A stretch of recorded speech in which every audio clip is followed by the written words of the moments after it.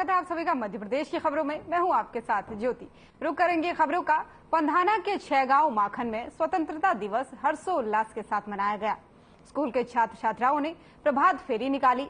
साथ ही पड़ावा चौक पर मुख्य कार्यक्रम का आयोजन किया गया, जहां जनपद पंचायत 6 गांव माखन के अध्यक्ष महेंद्र सिंह सावनेर ने ध्वजारोहण किया, जिसके बाद से स्कूल के छात्र छात्राओं ने सांस्कृतिक कार्यक्रम प्रस्तुत किए। वहीं पुलिस थाना 6 गांव माखन में थाना प्रभारी टीआई अनुपम सिंह ने ध्वजारोहण किया। शासकीय पशु चिकित्सालय में डॉक्टर कनारे सेवा सहकारी समिति में लखन सिंह तंवर ने ध्वजारोहण किया।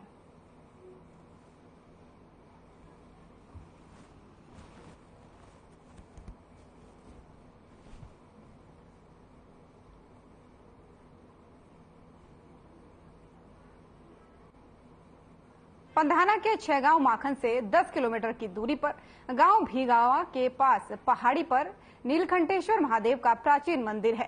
सावन के महीने में आसपास के गांवों से श्रद्धालु यहां आकर पूजा आराधना करने आते हैं। वहीं भीगावा गांव के ग्रामीणों के अनुसार ये शिवलिंग पास ही में एक गुफा से निकले थे, फिर उन्हें यहां पहाड़ी पर स्थापित कर दिया गया।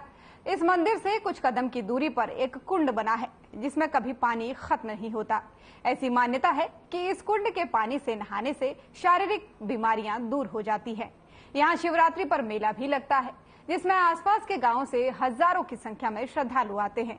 वहीं सावन में एक सोमवार को भीगावा गांव के नीलकंठेश्वर महादेव मंदिर तक ढोल बाजे के साथ भगवान शिव की शाही सवारी निकाली जाती है, जिसमें पूरा गांव शामिल होता है।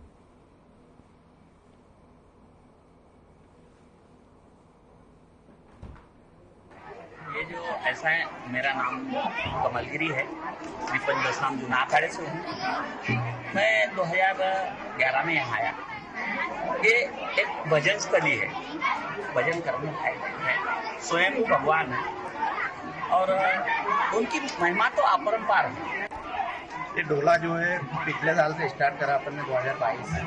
ऊपर वाले ने कुछ इच्छा दी तो ये दूसरा साल है और पूरे गांव में भ्रमण करके ये एक और बार यात्रा की जाए।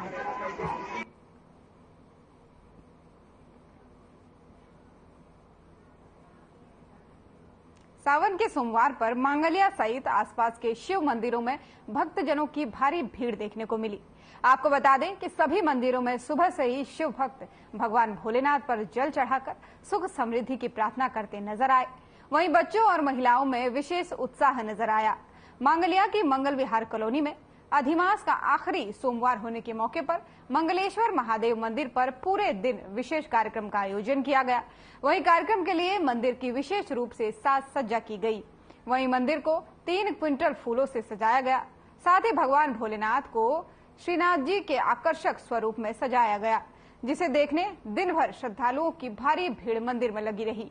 वहीं मंदिर परिसर में दिन भर हवन पूजन का कार्यक्रम चलता रहा और शाम को मंदिर में महाआरती का आयोजन किया गया, जिसमें बड़ी संख्या में आसपास के श्रद्धालुओं ने भाग लिया।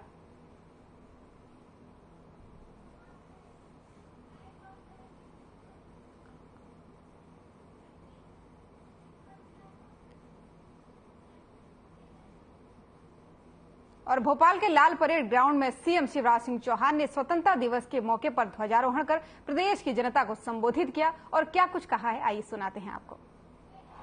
भारत माता की वंदे वंदे वंदे। मेरे प्रिय प्रदेशवासियों, भाइयों और बहनों, भांजे और भांजियों, आप सबको स्वतंत्रता दिवस की हार्दिक शुभकामनाएं, बधाइयां। आज देश उत्सव और आनंद में डूबा हुआ है। आजादी का अमृत काल, आज के दिन ही हम गुलामी से आजाद हुए थे। लेकिन भारत का इतिहास केवल 75 साल पुराना नहीं है। हमारा राष्ट्र अत्यंत प्राचीन और महान राष्ट्र है। हजारों साल पुराना तो ज्ञात इतिहास है हमारा। जब दुनिया के विकसित देशों में सभ्यता के सूर्य का उदय नहीं हुआ था, तब हमारे यहां वेदों की ऋचाएं रच दी गई थी। हमारे यहां तक्षशिला और नालंदा जैसे विश्वविद्यालय थे। भारत ने आज नहीं, हजारों साल पहले दुनिया को संदेश दिया था, सब विचारों का आदर करने का संदेश। हमारे ऋषि कहते थे, एकम सत विप्रा बहुधा वदंती। सत्य एक है, विद्वान उसको अलग अलग तरीके से कहते हैं। ये धरती वो है जिसने उद्घोष किया, सत्यमेव जयते। ये धरती वो है जिसके ऋषियों ने कहा, सब में एक ही चेतना है, आत्मवत सर्वभूतेषु, जियो और जीने दो। ये धरती वो है जिसने हजारों साल पहले कहा कि सारी दुनिया ही एक परिवार है। अयम निजम परावेत्ति गणना लघुचेत साम, उदार चरिता नाम तू वसुदैव कुटुंबकम। ये दोष वो है जिसने हजारों साल पहले कहा, धर्म की जय हो मतलब अच्छाइयों की जय हो, अधर्म का नाश हो मतलब बुराइयों का नाश हो, और केवल मनुष्य में नहीं प्राणियों में सद्भावना हो और विश्व का कल्याण हो। ये वो धरती है जिसके ऋषियों ने उद्घोष किया, सर्वे भवन्तु सुखिना, सर्वे सन्तु निरामया, सर्वे भद्राणि पश्यन्तु, मां कश्चित् दुर्भाग भवेत्। केवल हम नहीं, सब सुखी हो, सब निरोग हो, सबका मंगल हो, सबका कल्याण हो। दुनिया को आदर्श देने वाला हमारा देश आपसी मतभेदों के कारण बीच में गुलामी का शिकार हुआ। पराधीनता की बेड़ियों ने भारत माता को जकड़ा। पहले मुगल और फिर अंग्रेजों के आक्रमण हुए, लेकिन तब भी भारत ने अपनी संस्कृति, जीवन मूल्य, परंपरा और दर्शन को नहीं छोड़ा।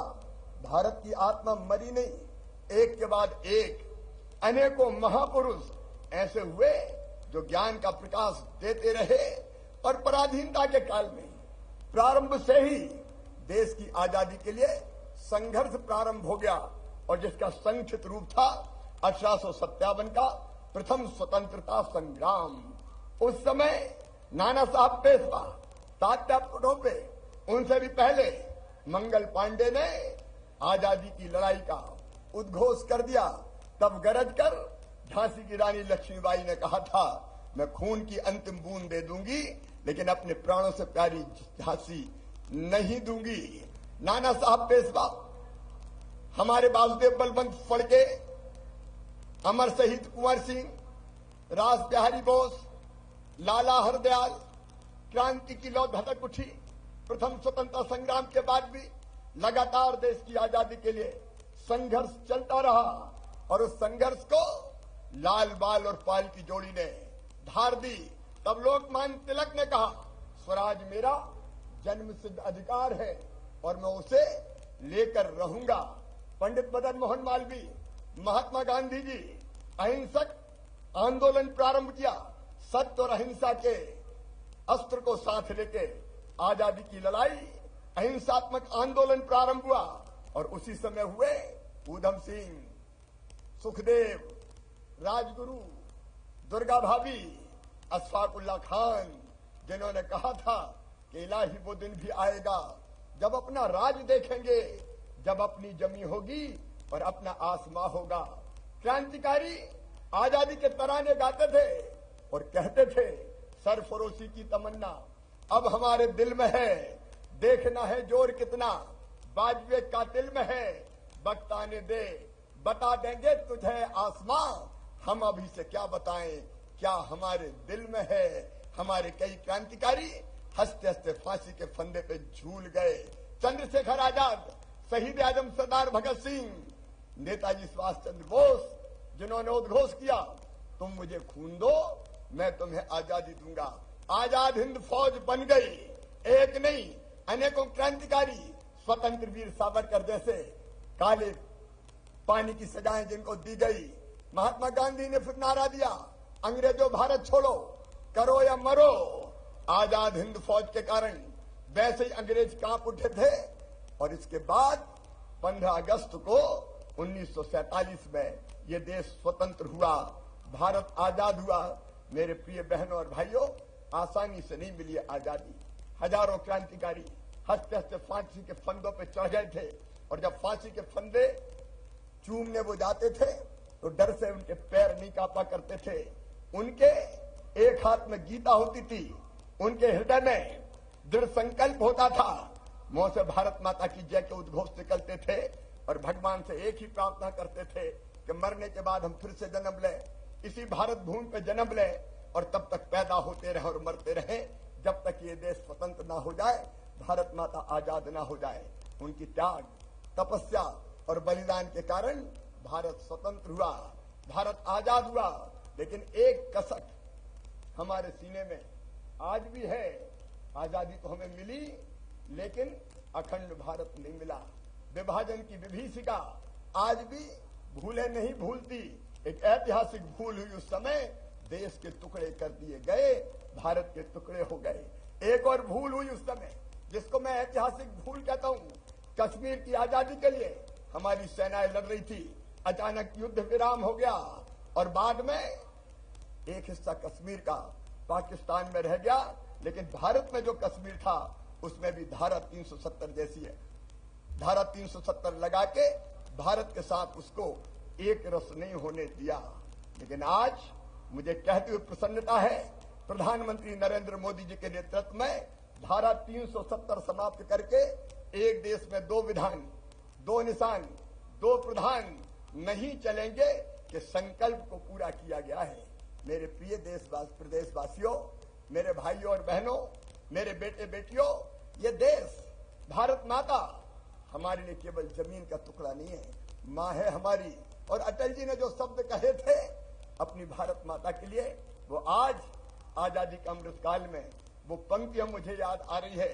ये देश हमारे लिए केवल जमीन का टुकड़ा नहीं है, जीता जागता राष्ट्र पुरुष है। हिमालय इसका मस्तिष्क है, हिमालय इसका मस्तिष्क है। गौरी शंकर इसकी शिखा है, पंजाब और बंगाल इसके दो विशाल बाहु है, दिल्ली दिल है, विंध्याचल कटी है, नर्मदा करधनी है, पूर्वी घाट और पश्चिमी घाट इसकी दो विशाल जंघाएं हैं, कन्याकुमारी इसके पंजे हैं, सागर इसके चरण पखारता है, सूरज और चंद्रमा इसकी आरती उतारते हैं। ये अर्पण की भूमि है, ये तर्पण की भूमि है, ये सूरों की भूमि है, ये वीरों की भूमि है, ये ऋषियों की भूमि है, महर्षियों की भूमि है। हम जिएंगे तो इसके लिए, और अगर कभी मरना पड़ा तो मरेंगे भी इसके लिए। और मरने के बाद अगर हमारी राख भी गंगा जी में डाल दी गई तो एक ही आवाज वहां से आएगी, भारत माता की जय, भारत माता की जय। बोलिए भारत माता की। आज आजादी के 75 साल में हमारे देश ने अभूतपूर्व प्रगति की है।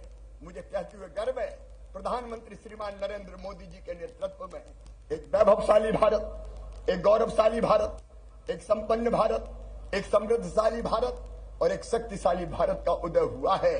कई मामलों में आज प्रधानमंत्री जी के नेतृत्व में भारत दुनिया का मार्गदर्शन कर रहा है। कौन कहता था पहले कभी कि कोविड जैसी महामारी में वैक्सीन इतने जल्दी बना ली जाएगी और 140 करोड़ भारतवासियों के साथ साथ दुनिया के 100 देशों के बहनों और भाइयों को लगा के उनकी जिंदगी बचा ली जाएगी। आज देश की सीमाएं सुरक्षित है।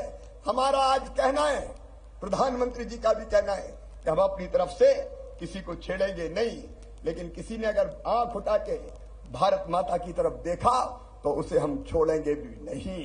एक नई ताकत के साथ भारत उठ के खड़ा हुआ है। मैं प्रधानमंत्री जी का इस अभूतपूर्व विकास के कारण अभिनंदन करता हूं। मध्य प्रदेश ने भी कम प्रगति नहीं की। मेरे बहनों और भाइयों, एक समय था जब मध्य प्रदेश बीमारू राज्य माना जाता था। हमारे यहाँ सड़कें नहीं थी, हमारे यहाँ बिजली नहीं थी, हमारे यहाँ पानी नहीं था। तब और अब के मध्य प्रदेश में जब मैं याद करता हूं तो जमीन और आसमान का अंतर था।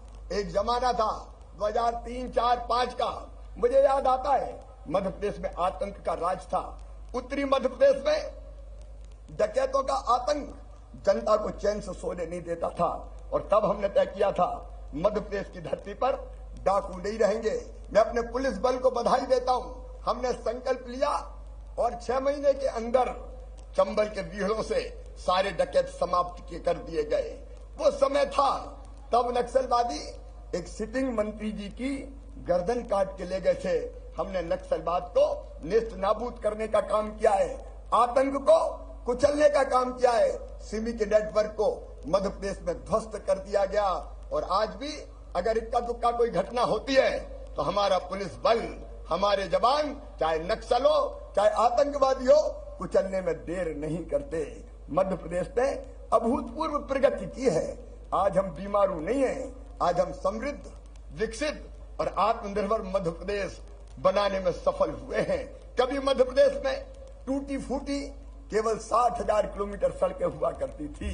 मुझे कहते हुए गर्व है कि आज हमने ग्रामीण सड़कों को मिला लें तो 5 लाख किलोमीटर से ज्यादा शानदार सड़कें बनाने का चमत्कार मध्य प्रदेश की धरती पर किया है। बिजली पहले कभी कभार देखने मिलती थी, लेकिन मुझे कहते हुए गर्व है, पहले बिजली अपने पास उत्पादित होती थी 2900 मेगावाट, उपलब्धता थी 5000 मेगावाट, लेकिन आज 29,000 मेगावाट बिजली का उत्पादन हमने कर लिया है। मुझे कहते हुए गर्व है, पहले सिंचाई की व्यवस्था केवल आजादी के बाद की नहीं, आजादी के पहले की भी राजा, नवाब, अंग्रेज सब ने मिलकर की थी केवल 7.5 लाख हेक्टर। और प्रदेशवासियों, मुझे कहते हुए गर्व है कि आज हमारे पास सिंचाई की क्षमता हो गई है 47 लाख हेक्टर। तब हमारी प्रति व्यक्ति आय हुआ करती थी केवल 12,000 रुपया, लेकिन आज मुझे कहते हुए गर्व है कि मध्य प्रदेश की प्रति व्यक्ति आय 1,40,000 रुपया हो गई है। तब हमारी अर्थव्यवस्था का आकार था केवल 71,000 करोड़ रुपया, आज हमारी अर्थव्यवस्था 13.5 लाख करोड़ के पास है। हम 15 लाख करोड़ को छू रहे हैं। मेरे प्रिय बहनों और भाइयों, तब विकास दर कभी हुआ करती थी 0.1%। आज कहते हुए मैं गर्वित हूं और आप सबको बधाई देता हूं, पूरी टीम को बधाई देता हूं कि मध्य प्रदेश की विकास दर 16% के पार निकल गई है। कृषि विकास दर ऋणात्मक हुआ करती थी। लगातार कई सालों तक हमारी एग्रीकल्चर ग्रोथ रेट 18% से ज्यादा रहने का चमत्कार किया तो मध्य प्रदेश ने किया। मेरे बेटे बेटियों, पहले 1000 बेटों पे केवल 912 बेटियां पैदा होती थी और आज 1000 बेटों पे 956 बेटियां पैदा हो रही है। पहले संस्थागत प्रसव केवल 26% था, आज संस्थागत प्रसव बढ़ के 90% के ऊपर पहुंच गया है। पहले औद्योगिक विकास दर ऋणात्मक हुआ करती थी, आज हमारी औद्योगिक विकास दर 24% को भी पार कर गई है। अभूतपूर्व प्रगति अपने मध्य प्रदेश ने की है और इसके लिए मैं सबको बधाई देता हूं। मध्य प्रदेश की 9.5 करोड़ जनता को, टीम मध्य प्रदेश को मैं बहुत बहुत बधाइयां देता हूं। हमने अनेकों सामाजिक क्रांतियां की है। हमारी पहली सामाजिक क्रांति है जिसका मैं आज उल्लेख करना चाहूंगा और प्रदेशवासियों आपके सामने संकल्प भी लेना चाहूंगा। हमारा संकल्प है कि मध्य प्रदेश की धरती पर कोई भाई बहन, कोई गरीब रहने की जमीन के टुकड़े के बिना नहीं रहेगा। हर एक के पास रहने की जमीन अपनी होगी और इसलिए हमने मुख्यमंत्री भू आवासीय अधिकार योजना बनाई। 1,22,000 भाई बहनों को हम पट्टे दे चुके हैं। शहरों में पट्टे अभी वितरित होना है, लेकिन आज अपने प्रदेशवासियों के सामने मैं ये संकल्प फिर प्रकट करता हूं कि मध्य प्रदेश में कोई गरीब जमीन के बिना नहीं रहेगा। जिनके पास रहने की जमीन नहीं है, हम निःशुल्क जमीन रहने की देंगे, पट्टा उपलब्ध करवाएंगे। शहरों में भी हमने माफियाओं से जो जमीन मुक्त कराई है, उन पर हम गरीबों के घर बना रहे हैं। इसके साथ ही हमारा संकल्प है कि मध्य प्रदेश की धरती पर कोई गरीब बिना छत के नहीं रहेगा। मैं प्रधानमंत्री जी को हृदय से धन्यवाद देना चाहता हूं। 44 लाख मकान गांव और शहर में मिला के प्रधानमंत्री आवास योजना के अंतर्गत हमने बनाने का काम किया है। प्रधानमंत्री जी धन्यवाद। अभी आवास प्लस के लगभग 22 लाख मकान बनने बाकी है, लेकिन इसके बाद भी हमारे जनप्रतिनिधियों ने मुझसे कहा, हमारे एमएलए, मेरे पास भी मैं जाता हूं, कई गरीब आते हैं और कहते हैं हमारे पास कच्चा मकान है, हमारा आवास प्लस में भी नाम नहीं है। और इसलिए मेरे बहनों और भाइयों, आज हम ये फैसला कर रहे हैं कि आवास प्लस में भी जिनके नाम नहीं है, उन गरीबों के लिए एक मुख्यमंत्री जन आवास योजना बनाई जाएगी और तुरंत जो नाम छूट गए उनके नाम सर्वे करके नई सूची में जोड़े जाएंगे और उन सबको निःशुल्क पक्का मकान देने का काम हमारी सरकार करेगी, ताकि कोई गरीब बिना छत के नहीं रहे, हर एक गरीब को मकान मिल जाए। हमारी दूसरी जो बड़ी क्रांति हुई है वो हुई है महिला सशक्तिकरण की क्रांति। मुझे गर्व है ये कहते हुए, एक समय दिल दुखता था, अंतर आत्मा दुखती थी। बेटा और बेटी को बोझ मान लिया गया था। कई बार तो हालत ये हो गई थी कि विज्ञान के माध्यम से, अगर ये आधुनिक टेक्नोलॉजी के माध्यम से पता चल जाए कि कोख में पलने वाला बेटा है कि बेटी, बेटा आए तो स्वागत किया जाए और बेटी पैदा हो जाए तो कोख में ही मार दी जाए। कोख को कत्ल खाना बना दिया था भाई और बहनों। बेटी बोझ थी, मन कसकता था, आत्मा दुखती थी। तब मुख्यमंत्री बनने के बाद हमने बनाई थी लाडली लक्ष्मी योजना और ये उद्घोषित किया था कि बेटियों को बोझ मत मानो।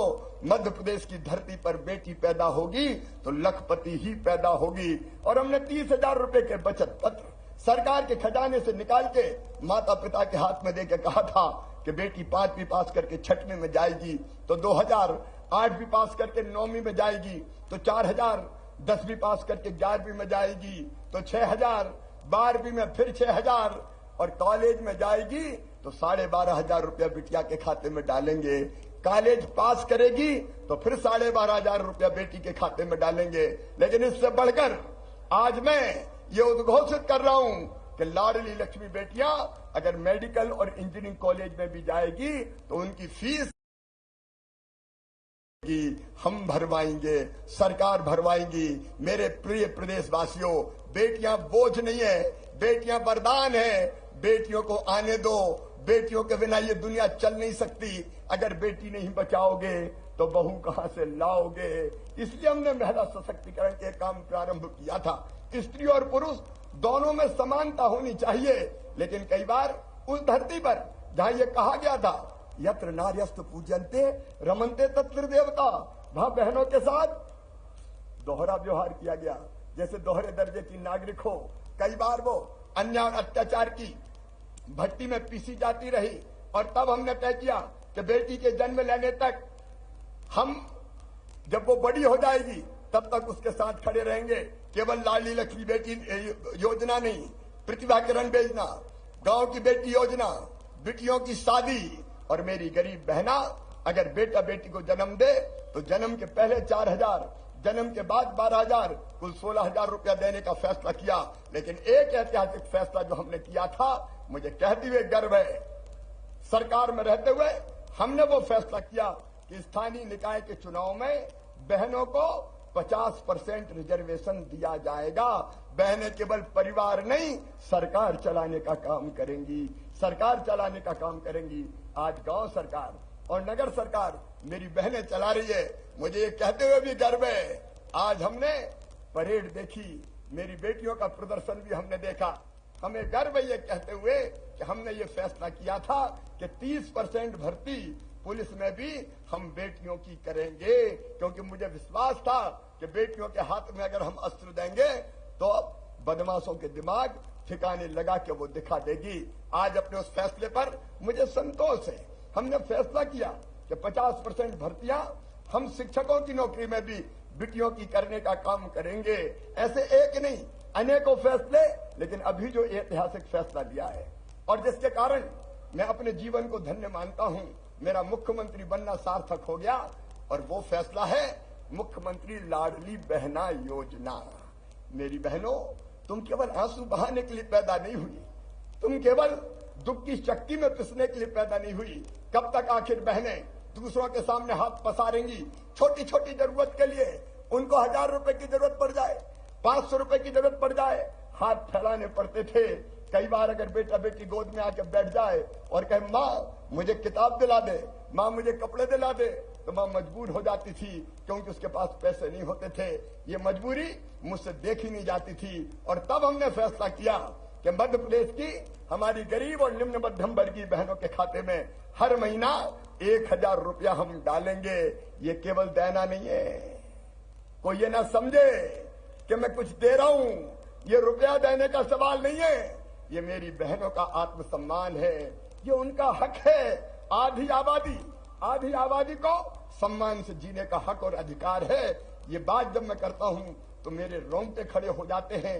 कब तक दुख सहेंगी हमारी बहनें? और मैंने ये भी कहा है, कोई ये ना सोचे कि कोई चुनाव के कारण घोषित किया है।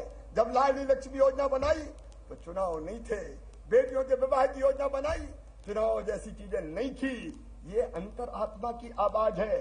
ये 1000 रुपया पैसे का इंतजाम करते हुए। और मध्य प्रदेश की खबरों में फिलहाल इतना ही। नमस्कार।